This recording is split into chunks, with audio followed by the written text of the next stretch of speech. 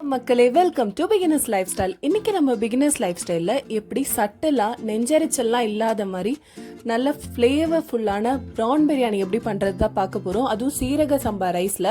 இதுக்கு நீங்கள் கம்மியான அளவு ப்ரான் போட்டாலே போதும், அவ்வளோ ஃப்ளேவர்ஃபுல்லாக டேஸ்டியாக இருக்கும். எப்படி பண்ணலான்னு பார்த்துடலாம் வாங்க. இப்போ ப்ரான் க்ளீன் பண்ணியே வாங்கிட்டு வந்துட்டோம். இதில் இருக்க வெயின்ஸ் மட்டும் ரிமூவ் பண்ணிவிடுங்க. இதில் இருக்க அந்த நரம்பு வந்து இந்த மாதிரி கட் பண்ணி நீங்கள் எடுத்தீங்கன்னா வெளியே வந்துடும். இதுக்கப்புறமா நீங்கள் நல்லா மஞ்சள் உப்பெல்லாம் போட்டு வாஷ் பண்ணி எடுத்துக்கோங்க. இப்போ இதை ஊற போட போகிறோம். இதுக்கு ஒரு 3 டீஸ்பூன் இஞ்சி பூண்டு விழுது எடுத்திருக்கோம். அதுக்கப்புறமா தயிர் எடுத்திருக்கோம். தயிர் நீங்கள் வந்து ஒரு 1/2 கப் தயிர் எடுத்தால் சூப்பராக இருக்கும், டேஸ்ட்டாகவும் இருக்கும். அதுக்கப்புறம் அந்த காரம், அந்த நெஞ்செரிச்சல் அதெல்லாம் எல்லாமே சூப்பராக இருக்கும். இதுக்கு தேவையான அளவு மிளகாத்தூள். நான் வந்து இன்னைக்கு 1.25 டம்ளர் அரிசிக்கான அளவு தான் சொல்கிறேன். நீங்கள் எவ்வளோ எடுத்திருக்கீங்களோ அதுக்கேற்ற மாதிரி காரத்துக்கு ஏற்ற மாதிரி போட்டுக்கோங்க.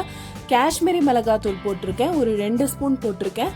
கூடவே கொஞ்சமாக கரம் மசாலா போட்டிருக்கேன், 1 ஸ்பூன் அளவுக்கான கரம் மசாலா இருக்கும். கொஞ்சமாக உப்பு இருக்கும், இந்த அளவுக்கு தேவையான உப்பு இருக்கும். அதுக்கப்புறமா நெய் ஊற்றிக்கோங்க. ஒரு குக்கரில் நெய்யை வந்துட்டு நீங்கள் நெய்யும் எண்ணெயும் ஈக்குவல் அமௌண்ட்டாக ஊற்றினாலே போதும். நெய் ரொம்ப ஜாஸ்தி ஊற்றுனீங்கன்னா திகட்டிடும். அதனால் நெய் ஊற்றி எண்ணெய் ஊற்றிட்டு இதில் வந்து 3 கிராம்பு, 2 ஏலக்காய், ஒரு துண்டு பட்டை போட்டுக்கிறோம். இப்போ ஒரு பெரிய வெங்காயம், நல்ல பெரிய வெங்காயமாக இருந்ததுனால ஒரு பெரிய வெங்காயம் நான் போட்டிருக்கேன். ஸ்லைஸாக கட் பண்ணிக்கணும். பிரியாணிக்கு எப்போவுமே ஸ்லைஸாக தான் கட் பண்ணணும். நீங்கள் சின்ன வெங்காயம் அந்த மாதிரி மீடியம் சைஸ் வெங்காயமாக இருந்தால் அதுக்கேற்ற மாதிரி அட்ஜஸ்ட் பண்ணிக்கோங்க. இப்போ நல்லா வந்து வதக்கிக்கலாம். இது நல்லா வதங்கணும். இந்த வெங்காயம் ஒரு கோல்டன் ப்ரௌன் கலரில் வதங்கினதுக்கப்புறமா இப்போ ஒரு தக்காளி, 3 பச்சை மிளகாய் போட்டு நல்லா வதக்கணும். கூடவே புதினா இருந்துச்சு அப்படின்னா ஒரு கை அளவு புதினா கரெக்டாக எடுத்துக்கோங்க, கரெக்டாக இருக்கும். நல்லா வாஷ் பண்ணிவிட்டு புதினாவையும் போட்டு நல்லா வதக்குங்க. இப்போ எதனா உங்களுக்கு அடி பிடிச்சிருந்தாலோ இல்லை என்னன்னாலுமே நல்லா ரிலீஸ் ஆகிடும். ஏன்னா புதினா தக்காளிலாம் சேர்க்கறதுனால ஃப்ளேவர்ஃபுல்லாகவும் இருக்கும். நீங்கள் வந்துட்டு ஹோட்டல்ஸில் வாங்குற மாதிரி அந்த டேஸ்ட் இல்லாமல் சட்டலாக இருக்கணும், கொஞ்சம் பிரியாணி சாப்பிட்டாலே வயிறு நெஞ்செல்லாம் எரியிற மாதிரி இருக்குன்னா இந்த மாதிரி நீங்கள் ட்ரை பண்ணுங்கள், சூப்பராக வரும். கூடவே வந்துட்டு நம்ம ஊற வச்சோம்ல அந்த ப்ரான் எல்லாத்தையும் வந்துட்டு நம்ம சேர்த்துடணும். ப்ரான் போடுறப்போ மீடியம் ஃப்ளேமில் வச்சுக்கோங்க. நல்லா மிக்ஸ் பண்ணி விட்டுக்கோங்க. நல்லா மிக்ஸ் பண்ணிவிட்டு அதுக்கப்புறமா நீங்கள் அப்படியே விட்டுறணும். அதுலேருந்து தண்ணி தானாக வெளியேற மாதிரி நீங்களே விட்டுறணும். ஏன்னா ப்ரான் ஆட் பண்ணுறோம் அப்படின்னா அதுலேருந்தே தண்ணி விடும். அந்த தண்ணிக்கு ஏற்ற மாதிரி நம்ம தண்ணி ஊற்றுறதை நம்ம வந்து குறைச்சிக்கணும்.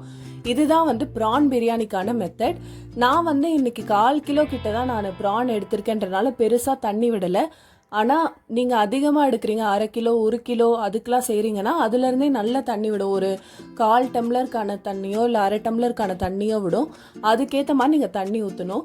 1 டம்ளர் சீரக சம்பா ரைஸ்க்கு 1.25 டம்ளர் தண்ணி ஊற்றுங்க, கரெக்டாக வரும். 2 டம்ளர் ஊற்றுனீங்கன்னா சம்டைம்ஸ் குழையும். அதனால் 1.25 டம்ளர் எடுத்துட்டு தண்ணி நல்லா கொதிச்சதுக்கு அப்புறமா அரிசி போட்டுக்கணும். அரிசியை மிக்ஸ் பண்ணிட்டு பழம் வந்துட்டு பிழிஞ்சு விட்டுக்கலாம். ஒரு 4-5 ட்ராப் பிழிஞ்சிட்டிங்கன்னா போதும். நீங்கள் தக்காளி இல்லை தயிர் கம்மியாக சேர்க்குறீங்கன்னா அதுக்கேற்ற மாதிரி கொஞ்சம் அதிகமாக பிழிஞ்சு விட்டுக்கலாம். இதில் தேவையான அளவு உப்பு போட்டுக்கணும். உப்பு வந்து 1.25 ஸ்பூன் எனக்கு கரெக்டாக இருந்துச்சு. உப்புலாம் போட்டு இந்த மாதிரி நீங்கள் தட்டு போட்டு நார்மலாக மூடி வச்சிங்கன்னா இப்படி சுண்டிடும். நீங்கள் சீரக சம்பா ரைஸ்னால் அடிக்கடி பார்த்துக்கணும், ஏன்னா டக்குன்னு அடி பிடிச்சிரும். நீங்கள் வந்துட்டு நல்லா மிக்ஸ் பண்ணி விட்டுட்டு இப்போ தம் வைக்கணும். இந்த மாதிரி தோசை கல் வச்சுட்டு மேலே தட்டு, அதுக்கப்புறம் அதுக்கு மேலே வெயிட் போட்டுட்டு ஒரு 10 நிமிஷம் மீடியம் ஃப்ளேம்லையும் 10 நிமிஷம் ஸ்லோ ஃப்ளேம்லையும் வச்சு தம் போட்டிங்கன்னா இந்த மாதிரி ரெடி ஆகிடும். அடிலாம் பிடிக்கவே இல்லை பாருங்கள், நல்லா பொலன்னு குழையாமல் செம்ம ஃப்ளேவர்ஃபுல்லாக வந்தது. இந்த மாதிரி நீங்கள் ஈஸியாகவே வீட்டிலே பண்ணிடலாம். இதில் பெருசாக ப்ரொசீஜர் இல்லை, எதுவுமே போட்டு அரைக்க தேவையில்லை. சட்டெல்லாம் ஃப்ளேவர்ஃபுல்லாக சூப்பராக வந்துச்சு. இந்த மாதிரி நிறைய ரெசிபிஸ் நம்ம சேனலில் போடுறோம். ஈஸியாக பிகினர் ஃப்ரெண்ட்லி, பேச்சுலர்ஸும் ஈஸியாக பண்ணுற மாதிரி நிறைய ரெசிபீஸ்லாம் போடுறோம். கூடவே ப்ராடக்ட் வீடியோஸ் இல்லை செல்ஃப் கேர் வீடியோஸ் இல்லை பிகினர்ஸ்க்கான ஹெல்ப்ஃபுல்லான வீடியோஸ் நிறைய போடுறோம். நம்ம சேனலை சப்ஸ்கிரைப் பண்ணி பெல் ஐக்கான் கிளிக் பண்ணி ஆல் அமுத்திக்கோங்க. இந்த மாதிரி நிறைய வீடியோஸ் நீங்கள் ஈஸியாக பார்க்கலாம். தேங்க்யூ.